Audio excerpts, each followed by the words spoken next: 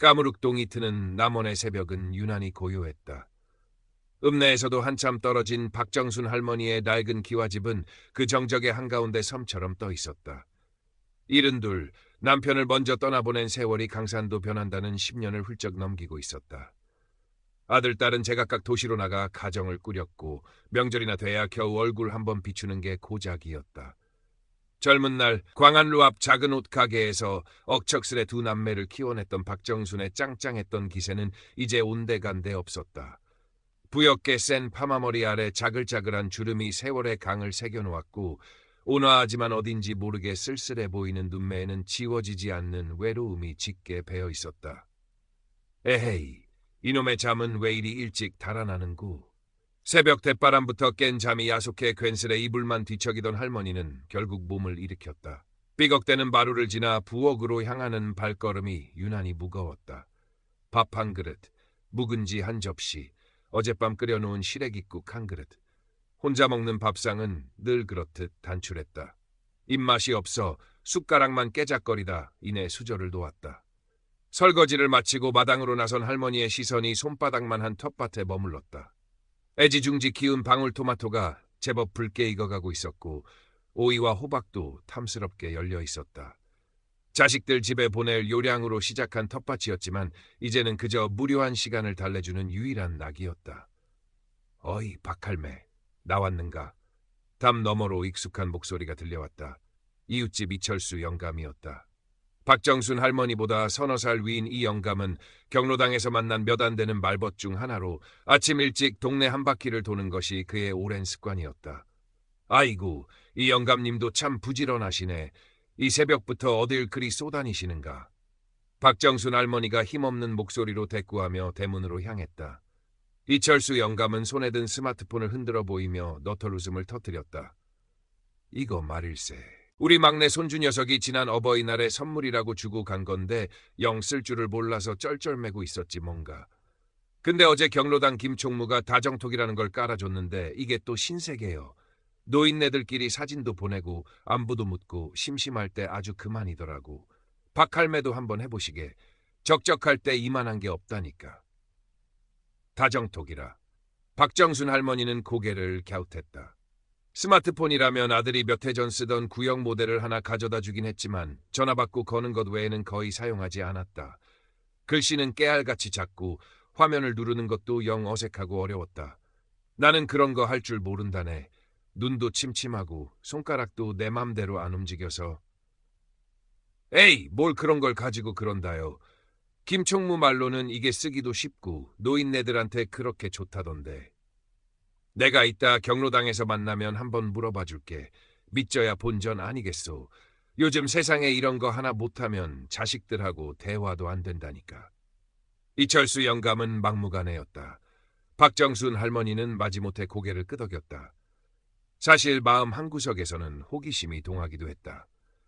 자식들과 손주들이 시시때로 들여다보는 그 네모난 세상이 어떤 것인지 궁금하기도 했고 이철수 영감의 말처럼 누군가와 이야기를 나눌 수 있다는 것이 외로운 그녀에게는 뿌리치기 힘든 유혹이었다. 그날 오후 경로당에서 돌아온 박정순 할머니는 장롱 서랍 깊숙이 넣어두었던 낡은 스마트폰을 꺼냈다. 먼지를 훅 불어내고 전원을 켜자 한참 만에 희미한 불빛과 함께 화면이 켜졌다. 돋보기를 코끝에 걸치고 한참을 더듬거린 끝에 이철수 영감이 알려준 대로 다정톡이라는 앱을 찾아 설치했다. 화면에는 따뜻한 마음을 나누세요라는 문구와 함께 알록달록한 꽃 그림이 나타났다. 프로필 사진으로는 20해는 좋게 넘었을 남편과 함께 지리산 노고단에서 찍었던 빛바랜 사진을 올렸다. 이름은 박정순, 석자를 한자 한자 힘겹게 눌러 적었다. 앱 사용법은 생각보다 복잡하지 않았다. 몇 번 더듬거리자 금세 다른 사람들의 게시글을 구경하고 좋아요를 누르는 방법도 익혔다. 대부분 비슷한 연배의 노인들이 올린 소소한 일상 이야기나 풍경 사진들이었다. 그들의 글을 읽으며 박정순 할머니는 자신과 비슷한 처지의 사람들이 많다는 사실에 작은 위안을 받기도 했다. 그렇게 한참 동안 다른 사람들의 글을 구경하던 박정순 할머니의 눈에 화면 상단에 뜬 작은 쪽지 모양의 아이콘이 들어왔다. 누군가 그녀에게 메시지를 보낸 것이었다. 가슴이 살짝 두근거렸다. 앱을 설치한 지 하루도 채 지나지 않았는데 벌써 말을 걸어오는 사람이 있다니. 떨리는 손가락으로 쪽지를 열자 최수호라는 이름의 발신인이 보낸 메시지가 나타났다. 안녕하세요. 박정순 어르신. 고운 프로필 사진 잘 보았습니다. 지리산의 풍경이 참으로 아름답습니다. 저도 아내와는 몇 해 전 안타깝게 사별하고 하나 있는 아들 녀석은 미국으로 유학을 가 있어 홀로 지내고 있습니다. 이렇게 다정톡이라는 좋은 공간에서 어르신처럼 좋은 분과 인연을 맺게 되어 참으로 반갑습니다. 메시지와 함께 첨부된 최수호라는 남자의 프로필 사진은 40대 후반에서 50대 초반 정도로 보이는 부드럽고 신뢰감 가는 인상의 중년 남성이었다. 단정한 감색 양복 차림에 지적인 느낌을 주는 뿔테 안경을 쓰고 있었고 배경으로는 책이 가득한 서재가 보였다. 박정순 할머니는 자신과 비슷한 처지라는 그의 말과 점잖고 예의 바른 말투에 자신도 모르게 마음이 끌렸다. 아이고, 그러시군요. 저도 영감 하늘나라로 보낸 지 올해로 꼬박 10년이 넘었습니다. 자식들이라고 해봤자 1년에 한두 번 얼굴 볼까 말까 하니 외롭기는 매한가지지요. 그래도 이렇게 좋은 말씀 건네주시니 참말로 고맙습니다. 박정순 할머니는 서툰 솜씨로 한자 한자 답장을 써 내려갔다. 답장을 보내고 얼마 지나지 않아 최수호에게서 또다시 메시지가 도착했다. 어르신의 마음, 제가 어찌다 헤아릴 수 있겠습니까? 하지만 이렇게라도 서로 마음을 나누고 말벗이 되어 의지할 수 있다면 얼마나 큰 위안이 되겠습니까? 괜찮으시다면 앞으로 자주 이야기 나누며 좋은 벗이 되고 싶습니다, 어르신.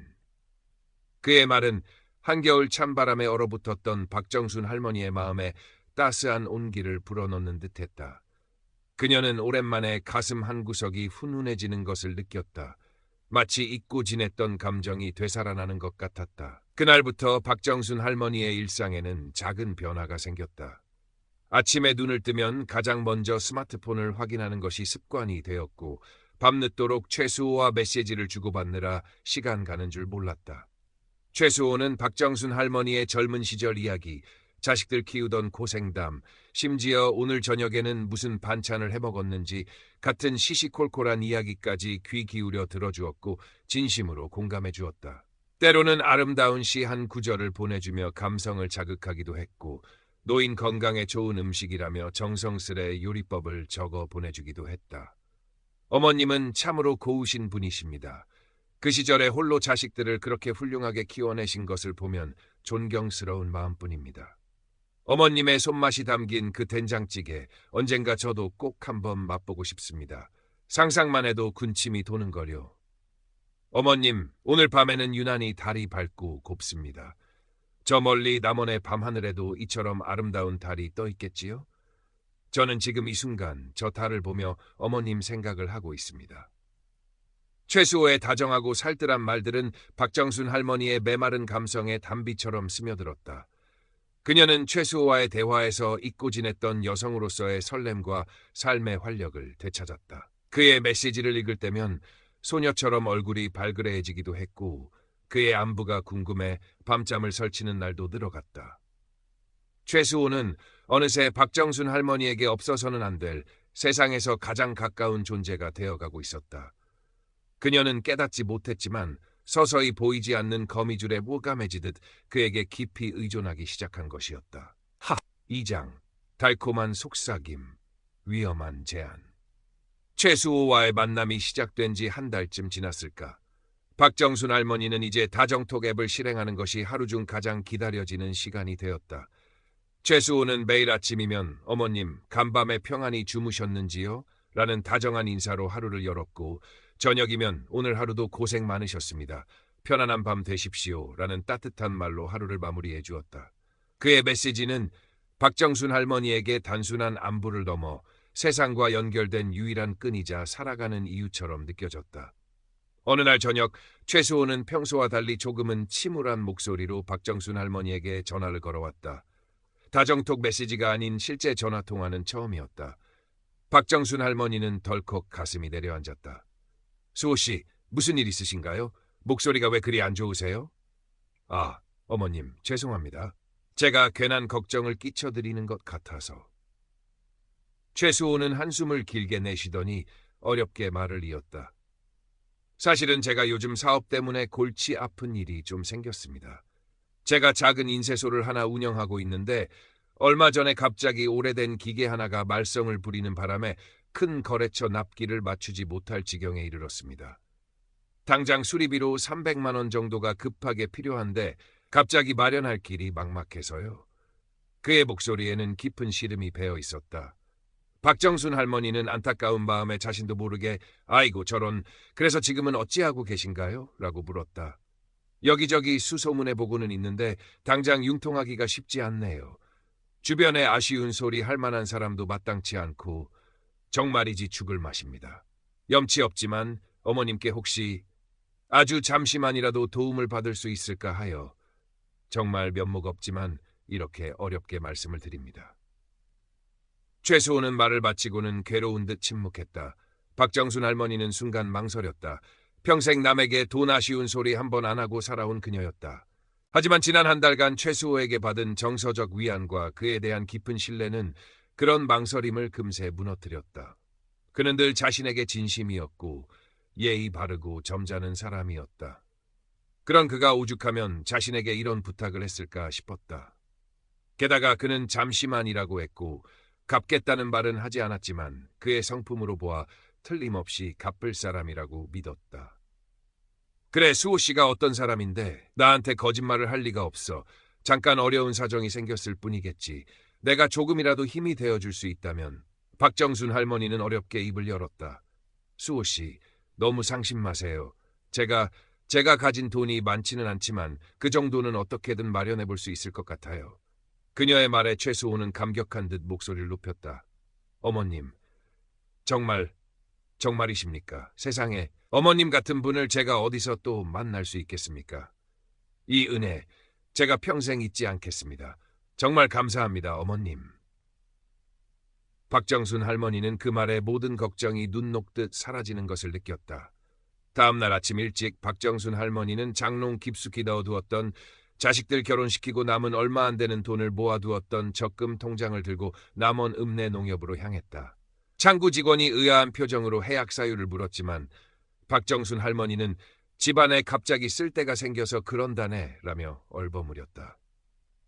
두툼한 현금 300만 원을 찾아 최수호가 알려준 계좌번호로 송금하고 나니 마음 한구석이 뿌듯하면서도 한편으로는 불안한 마음이 스멀스멀 피어올랐다. 하지만 곧이어 최수호에게서 걸려온 감사 전화에 그런 불안감은 봄눈 녹듯 사라졌다. 그는 연신 어머님 덕분에 급한 불을 껐습니다. 정말 감사합니다. 역시 어머님은 제게 하늘이 내려주신 은인 같습니다. 라며 고마움을 표했다. 놀랍게도 며칠 후 최수호는 약속이라도 한 듯 정확히 300만 원의 약간의 이자까지 보태어 박정순 할머니의 통장으로 돈을 돌려보냈다. 박정순 할머니는 자신의 사람 보는 눈이 틀리지 않았다는 사실에 안도했고 최수호에 대한 믿음은 바위처럼 더욱 굳건해졌다. 그는 역시 신에 있고 정직한 사람이었다. 이 일이 있은 후 최수호는 이전보다 더욱 살갑고 극진하게 박정순 할머니를 대했다. 매일 아침 저녁으로 전화하여 문안 인사를 잊지 않았고 시시때로 건강은 어떠신지, 식사는 잘 챙겨 드시는지 염려하는 메시지를 보내왔다. 때로는 작은 건강식품을 택배로 보내오기도 했다. 박정순 할머니는 이제 최수호 없는 삶은 상상할 수도 없을 만큼 그에게 깊이 빠져들었다. 그는 외로운 그녀의 삶에 한 줄기 빛이자 유일한 위안이었다. 그러던 어느 날 최수호가 다급하고 떨리는 목소리로 박정순 할머니에게 전화를 걸어왔다. 평소에 차분함은 온데간데 없었다. 어머님, 큰일 났습니다. 정말 큰일 났어요. 제 딸아이가, 하나뿐인 제 딸아이가 갑자기 교통사고를 당했습니다. 최수호의 목소리는 금방이라도 울음이 터질 듯 심하게 떨리고 있었다. 그는 외국에서 유학 중이던 딸이 방학을 맞아 잠시 한국에 들어왔다가 어젯밤 빗길에 큰 사고를 당했으며 지금 당장 큰 수술을 받지 않으면 생명이 위독한 상황이라고 했다. 하지만 복잡한 보험 처리 절차 때문에 당장 수술비를 마련할 길이 막막하다고 했다. 필요한 돈은 1,000만 원이라고 했다. 어머님, 제가 지금 너무 경황이 없어서 정말이지 어머님께밖에 기댈 곳이 없습니다. 이 돈만 있으면 우리 딸아이를 살릴 수 있습니다. 제발 제발 한 번만 더 제 딸아이를 살려주십시오. 이 은혜는 제가 죽어서 관 속에 들어갈 때까지 절대 잊지 않겠습니다. 최수호는 전화기 너머로 거의 절규하듯 흐느끼고 있었다. 박정순 할머니는 가슴이 철렁 내려앉으며 눈앞이 아찔해지는 것을 느꼈다. 하나뿐인 귀한 딸이 사경을 헤맨다는데 그 애끓는 부모의 심정이 오죽할까. 지난번처럼 돈을 갚을 수 있을지 없을지는 더 이상 중요하지 않았다. 지금은 사람의 목숨부터 살리고 볼 일이었다. 박정순 할머니는 이성이 마비된 사람처럼 또다시 은행으로 향했다. 이번에는 큰아들 대학 등록금 내고 남은 돈을 넣어두었던 정기예금 통장을 해약했다. 1,000만 원이라는 돈은 평생 농사만 짓고 살아온 그녀에게는 상상하기도 힘든 거금이었지만 최수호의 절박한 울부짖음과 젊은 나이에 생을 마감할지도 모르는 그의 딸에 대한 안타까움이 모든 망설임과 두려움을 잠재웠다. 돈을 송금한 후 최수호는 잠시 후 떨리는 목소리로 다시 전화를 걸어왔다. 어머님 덕분에 우리 딸아이 지금 막 수술실 들어갔습니다. 정말 감사합니다. 어머님은 제 딸아이와 저의 생명의 은인이십니다. 라며 연신 울먹였다. 박정순 할머니는 그제야 긴장이 풀리며 다리에 힘이 빠지는 것을 느꼈다. 그녀는 자신이 아주 중요한 일을 해냈다는 생각에 오히려 마음이 평온해졌다. 하지만 그것이 끝이 아니었다. 딸의 수술이 성공적으로 끝났다는 기쁜 소식도 잠시, 얼마 지나지 않아 최수호는 또 다른 절박한 이유로 박정순 할머니에게 돈을 요구해왔다. 이번에는 해외에 있는 희귀 원자재에 투자할 절호의 기회가 생겼는데 초기 투자금이 조금 부족하다. 이번 투자만 성공하면 그동안 어머님께 진 빚도 모두 청산하고 남은 여생을 아주 편안하게 모실 수 있을 만큼 큰 돈을 벌 수 있다는 것이었다. 그는 이번 투자가 자신의 인생을 바꿀 마지막 기회이며 어머님께도 큰 복을 안겨드릴 수 있다고 감언이설을 늘어놓았다. 박정순 할머니는 이미 최수호에게 감정적으로나 경제적으로나 깊이 종속되어 있었고 그의 말을 조금도 의심할 여력이 남아있지 않았다. 그녀는 이제 마지막 남은 쌈짓돈마저 탈탈 털어 그에게 보내주었다. 통장 잔고가 바닥을 드러냈지만 그녀는 오히려 최수호와 함께 맞이할 밝은 미래에 대한 기대로 가슴이 부풀었다. 그는 이제 단순한 말벗을 넘어 자신의 남은 인생을 함께할 동반자이자 구원자처럼 여겨졌다. 3장 의심의 씨앗, 갈등의 시작. 서울에서 다니던 작은 출판사가 경영난으로 문을 닫는 바람에 박정순 할머니의 외손녀인 김민지는 당분간 할머니 댁에 내려와 지내기로 했다. 28, 대학에서 문학을 전공하고 한때 작가를 꿈꿨던 민지는 활달하고 정의감이 강한 성격의 소유자였다. 할머니와는 어릴 적부터 각별한 사이였기에 오랜만에 함께 지낼 생각에 내심 들떠 있었다. 하지만 남원 생활이 시작된 지 며칠 지나지 않아 민지는 할머니의 일상에서 이전과는 다른 몇 가지 이상한 점들을 발견하기 시작했다. 박정순 할머니는 예전과 달리 밤늦도록 스마트폰을 손에서 놓지 않았고 누군가와 메시지를 주고받으며 혼자 웃거나 심각한 표정을 짓곤 했다. 가끔은 민지 몰래 방에 들어가 낮은 목소리로 통화를 하기도 했고 돈 문제로 전전긍긍하는 듯한 모습을 보이기도 했다. 예전에는 살갑던 할머니가 어딘가 모르게 불안해 보이고 민지를 피하는 듯한 느낌마저 들었다. 할머니, 요즘 무슨 걱정거리라도 있으세요? 안색이 통 안 좋으세요.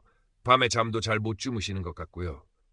어느 날 저녁 민지가 걱정스러운 마음에 조심스럽게 묻자 박정순 할머니는 손사래를 치며 애써 태연한 척했다. 아무 일 없다 얘. 나이 들어서 기력이 딸려서 그런다. 너는 신경 쓰지 말고 내 공부나 열심히 하거라. 하지만 민지는 할머니가 무언가를 숨기고 있다는 직감을 떨쳐버릴 수 없었다. 할머니의 눈빛은 불안하게 흔들리고 있었고 말투는 어딘지 모르게 부자연스러웠다. 그러던 어느 날 박정순 할머니가 잠시 경로당에 마실을 나간 사이 민지는 할머니 방에서 우연히 스마트폰 화면이 켜져 있는 것을 보게 되었다.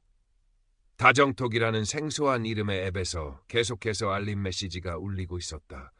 순간적인 호기심과 함께 불길한 예감이 민지의 머릿속을 스쳤다.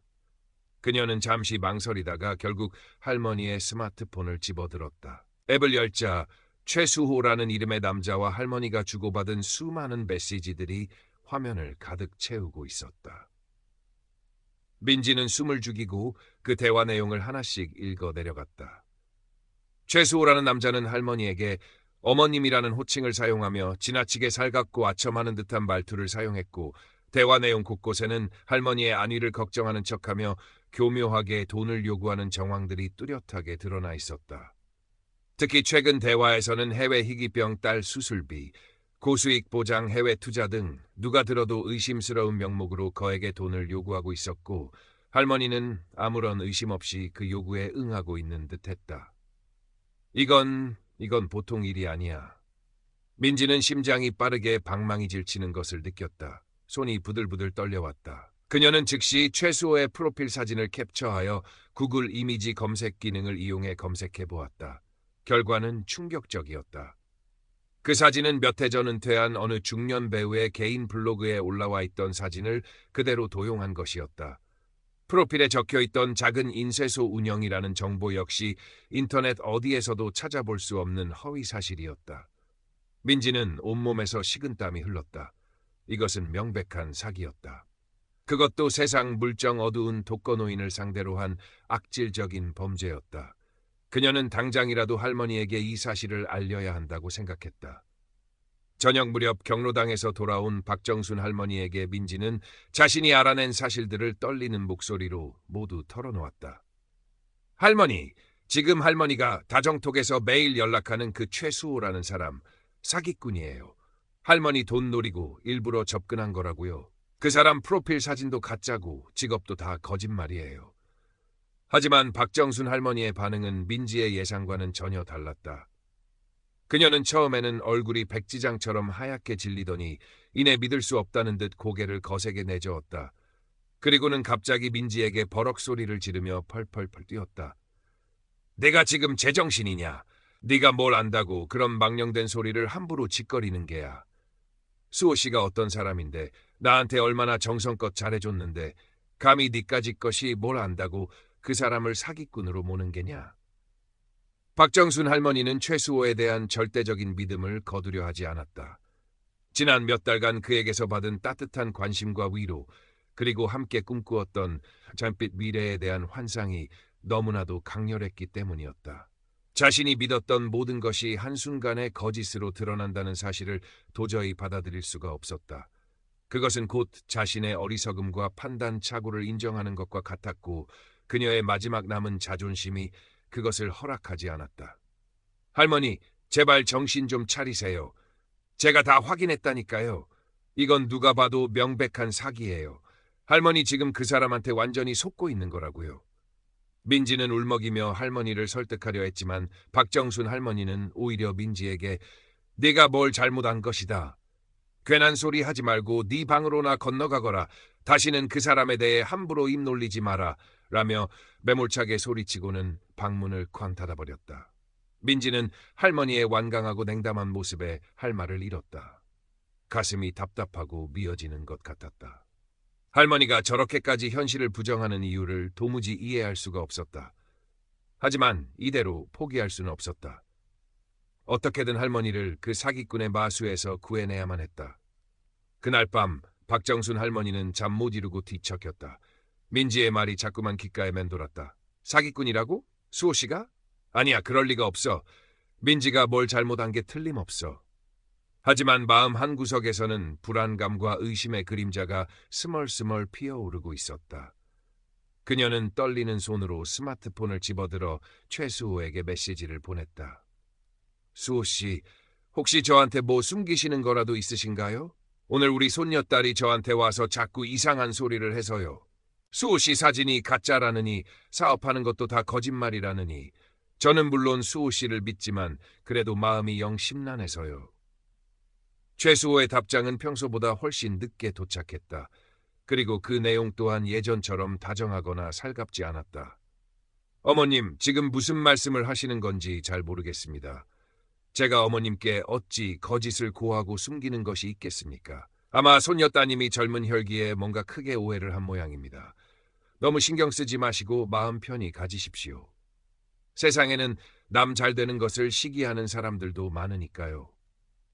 그의 메시지는 어딘지 모르게 변명하는 듯했고 이전과는 달리 감정이 느껴지지 않는 딱딱한 말투였다.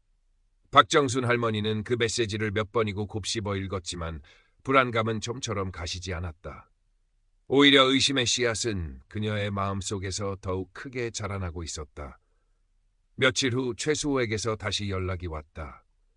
이번에는 정말 마지막 부탁이라며 그 어느 때보다도 간절하고 절박한 목소리였다. 그의 목소리는 전화기 너머로도 심하게 떨리고 있었다. 어머님, 제가 어머님께 정말 죽을 죄를 지었습니다. 사실은 제가 그동안 어머님께 차마 말씀드리지 못한 엄청난 비밀이 하나 있습니다. 저에게는 해외에서 아주 희귀한 병을 앓고 있는 어린 딸아이가 하나 있습니다. 그 아이 병원비 때문에 그동안 어머님께 여러 번 신세를 졌던 것입니다. 그런데 이번에 정말 기적적으로 제 딸아이에게 꼭 맞는 골수 기증자가 나타나 수술을 받을 수 있는 마지막 기회가 생겼습니다. 하지만 당장 수술비가 5천만 원이나 부족합니다. 최수호는 말을 잇지 못하고 흐느꼈다. 박정순 할머니는 자신도 모르게 숨을 죽였다. 어머님, 정말 이번 한 번만 더 저를 도와주시면 제 딸아이를 살릴 수 있습니다. 그러면 제가 한국으로 모든 것을 다 정리하고 돌아와서 어머님을 제 친어머니처럼 평생 모시고 살겠습니다. 제 딸아이와 함께 어머님께 효도하며 남은 여생을 어머님 곁에서 행복하게 해드리겠습니다.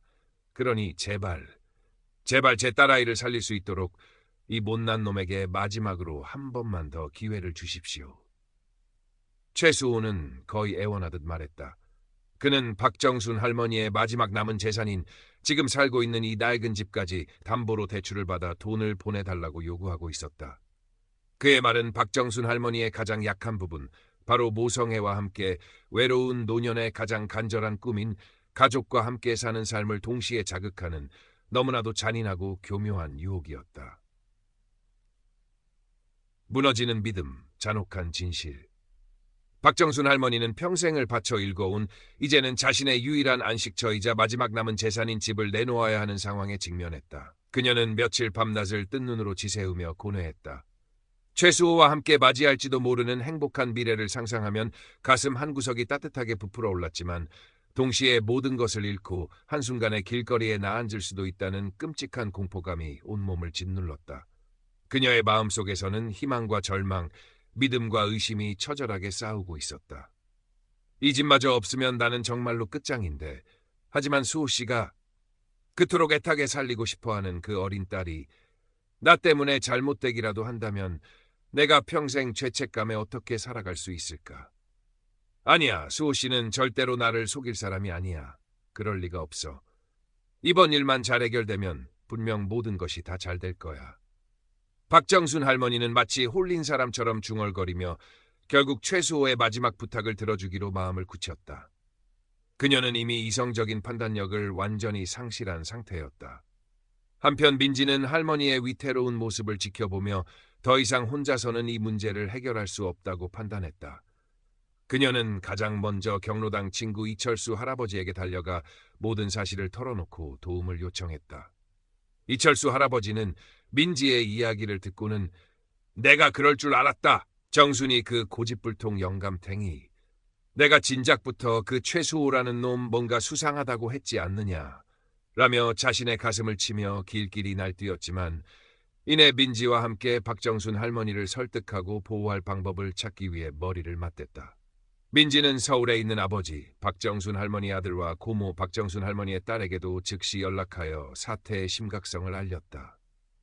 처음에는 어머니가 연세가 드셔서 잠시 착각하시는 거겠지라며 대수롭지 않게 여기던 자식들도 민지가 보내준 구체적인 증거 자료들과 절박한 설명을 듣고는 사태가 심상치 않음을 깨닫고는 다음날 아침 첫 차로 황급히 남원으로 내려왔다. 민지는 포기하지 않고 마지막 희망을 걸고 경찰청 사이버 안전지 기미 사이트와 여러 온라인 커뮤니티를 샅샅이 뒤져 최수호와 유사한 수법의 사기 피해 사례들을 검색했다. 그리고 놀랍게도 최수호가 박정순 할머니에게 사용했던 것과 거의 똑같은 수법으로 피해를 본 다른 노인들의 사례들을 여러 건 찾아낼 수 있었다. 심지어 그가 박정순 할머니에게 보냈던 희귀병 앓는 딸 이야기도 다른 피해자들에게 똑같이 써먹었던 레퍼토리였다. 결정적으로 민지는 최수호가 박정순 할머니에게 증거랍시고 보냈던 사업자 등록증 사진이 포토샵으로 정교하게 위조된 가짜 서류임을 구청 민원실을 통해 확인했고, 그가 돈을 입금받았던 은행 계좌 역시 전문 사기 조직들이 사용하는 대포 통장일 가능성이 매우 높다는 사실을 은행 직원을 통해 간접적으로 확인할 수 있었다. 모든 증거를 확보한 민지는 가족들, 그리고 이철수 할아버지와 함께 떨리는 마음으로 박정순 할머니의 방문을 두드렸다. 방 안에 있던 박정순 할머니는 이미 은행에 가서 집 담보대출을 받기 위한 서류를 준비하고 있는 중이었다. 할머니, 제발 이제 그만 정신 차리세요. 이건 사랑도 아니고 인연도 아니에요. 할머니의 외로운 마음을 철저하게 이용한 아주 악질적이고 파렴치한 사기라고요. 여기 이 증거들을 좀 보세요, 제발. 민지는 눈물로 호소하며 그동안 자신이 모은 모든 증거 자료들, 위조된 사업자 등록증, 도용된 프로필 사진, 대포 통장 의심 거래 내역, 그리고 최수호와 똑같은 수법으로 피해를 본 다른 노인들의 안타까운 사연들 하나씩 박정순 할머니 앞에 내밀었다.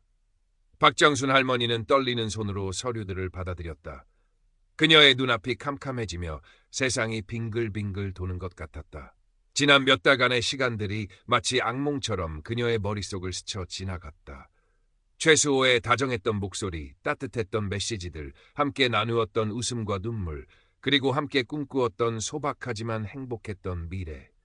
그 모든 것이 한낱 물거품처럼 사라져버린 신기루였다는 사실을 눈앞에 놓인 이 차가운 종이 몇 장이 너무나도 무정하고 잔인하게 증명하고 있었다. 바로 그 순간 마치 악마의 속삭임처럼 박정순 할머니의 스마트폰에서 다정톡 알림음이 울렸다. 최수호에게서 온 마지막 메시지였다. 어머님, 돈은 준비되셨는지요? 오늘 안으로 꼭 송금해 주셔야 제 딸아이가 무사히 수술을 받을 수 있습니다. 어머님의 크나큰 결심과 은혜, 제가 평생토록 잊지 않고 반드시 갚겠습니다. 조금만 기다려 주십시오. 제가 곧 어머님 곁으로 달려가겠습니다. 박정순 할머니는 스마트폰을 바닥에 그대로 떨어뜨렸다. 와장창, 액정이 산산조각 나는 날카로운 소리와 함께 그녀의 마지막 남은 희망과 믿음, 그리고 그녀의 영혼까지도 산산이 부서져 내리는 듯했다. 그녀는 그 자리에 풀썩 주저앉아 어린아이처럼 목 놓아 울부짖었다. 평생을 아끼고 모아 마련한 피 같은 돈, 이제는 마지막 남은 안식처인 낡은 집, 그리고 무엇보다 지난 몇 달간 진심으로 믿고 의지했던 한 사람에 대한 배신감, 그 모든 것을 한순간에 잃어버린 허망함과 처절한 절망감이 해일처럼 그녀를 덮쳤다. 내가 이 미련한 늙은이가, 내가 정말 바보였어. 다 내 잘못이야. 내가 눈이 멀고 귀가 멀었지. 사람 보는 눈이 그렇게도 없었을까. 자책과 후회, 분노와 슬픔이 뒤섞인 울음소리가 텅 빈 방 안을 가득 메웠다. 옆에서 지켜보던 민지와 가족들, 그리고 이철수 할아버지의 눈가에도 안타까움과 분노의 눈물이 하염없이 흘러내렸다. 한 사람의 외로움을 파고든 악마의 속삭임은 그렇게 한 노인의 삶을 송두리째 파괴해버리고 만 것이었다. 5장, 상처를 넘어 다시 피어나는 희망. 그날 이후 며칠 동안 박정순 할머니는 식음을 전폐하고 방 안에만 틀어박혀 지냈다. 엄청난 충격과 배신감, 그리고 스스로에 대한 깊은 자책감으로 그녀의 몸과 마음은 앙상한 나뭇가지처럼 쓰러져갔다. 그런 할머니의 곁을 한시도 떠나지 않고 극진히 간호한 것은 외손녀 민지였다. 민지는 할머니의 손을 꼭 잡고 밤새도록 곁을 지켰고 한 술이라도 더 드시게 하려고 정성껏 죽을 쑤어 떠먹였다. 뒤늦게 모든 사실을 전해 듣고 한 걸음에 달려온 아들과 딸은 병색이 완연한 어머니의 모습 앞에서 차마 고개를 들지 못했다. 그동안 바쁘다는 핑계로 혹은 사는 게 다 그렇다는 안일함으로 어머니의 깊은 외로움을 방치하고 외면했던 자신들의 지난 날들이 사무치게 후회스러웠다.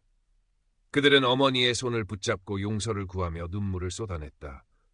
경로당 친구 이철수 할아버지도 매일같이 찾아와 박정순 할머니의 말벗이 되어주며 따뜻한 위로와 격려의 말을 건넸다. 정순이, 자네 잘못이 아니네. 그놈이 나쁜 놈이지. 세상에 그런 천하에 죽일 놈들이 어디 한둘인가. 이제 다 잊고 기운 차리시게. 우리가 있지 않은가. 가족들의 진심 어린 사랑과 주변 사람들의 따뜻한 관심과 보살핌 속에서 박정순 할머니는 아주 조금씩 아주 더디게 기력을 회복하기 시작했다.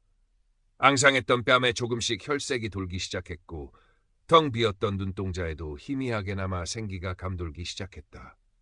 민지는 할머니를 설득하여 용기를 내어 경찰서에 정식으로 피해 사실을 신고했다. 담당 형사는 박정순 할머니의 이야기를 안타까운 표정으로 경청하며 반드시 범인을 잡아 죄를 묻겠다고 약속했다. 경찰은 즉시 수사에 착수했고 얼마 지나지 않아 최수호라는 가명을 사용하며 노인들을 상대로 사기 행각을 벌여온 전문 사기 조직의 일부가 검거되었다는 소식이 들려왔다. 하지만 그들은 매우 지능적이고 악랄한 범죄자들이었고 박정순 할머니가 빼앗긴 돈은 이미 대부분 해외로 빼돌려지거나 조직원들이 유흥비 등으로 탕진해버린 후라 되찾기는 거의 불가능한 상황이었다. 이 사건은 지역 신문과 방송에 작게나마 보도되어 날로 지능화되고 다양해지는 노년층 대상 온라인 금융사기의 심각성을 다시 한번 사회에 환기시키는 계기가 되었다. 많은 사람들이 박정순 할머니의 안타까운 사연에 함께 분노하고 가슴 아파했다. 시간은 강물처럼 흘러 계절이 두어 번 바뀌었다.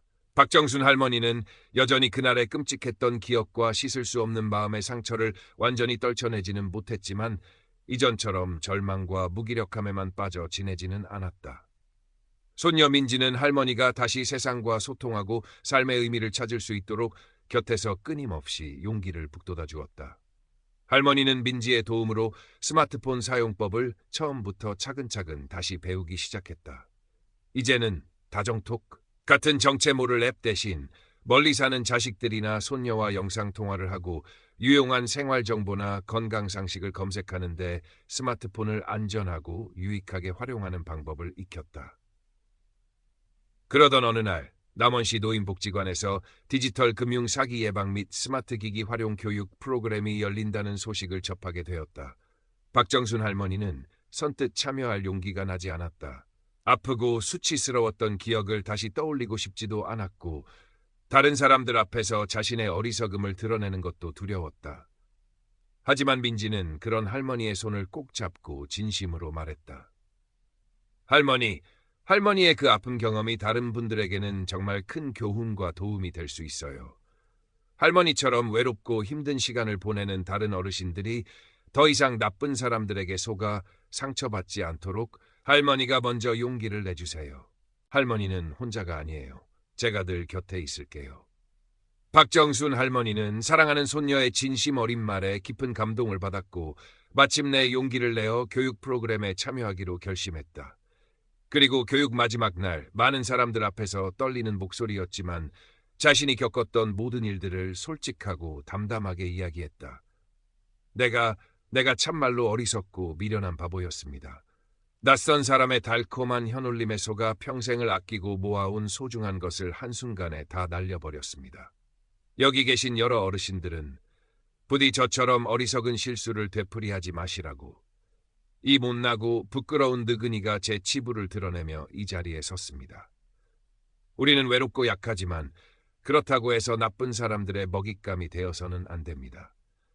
서로가 서로에게 힘이 되어주고 의지하며 이런 슬픈 일이 다시는 일어나지 않도록 함께 노력해야 합니다. 그녀의 진솔하고 용기 있는 고백은 교육에 참여한 많은 노인들의 눈시울을 뜨겁게 적셨고 깊은 공감과 울림을 주었다.